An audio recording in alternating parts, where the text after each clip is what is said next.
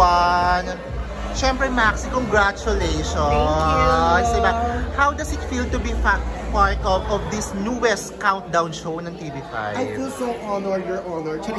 I feel so blessed. Siyempre, ang dami-dami kong mga natantungan ng mga stage itong year. And this is one of the best stage and best platform na matutungtungan ko and nakuha ko. And speaking of platform, Maxi, gaano ka-importante para sa isang show na merong LGBT representation? At ikaw yon for this one.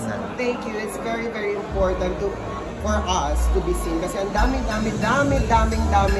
magagaling at mahuhutak at matatalinong mga tao, mga person sa ating komunidad, which is the LGBTQIA+ community.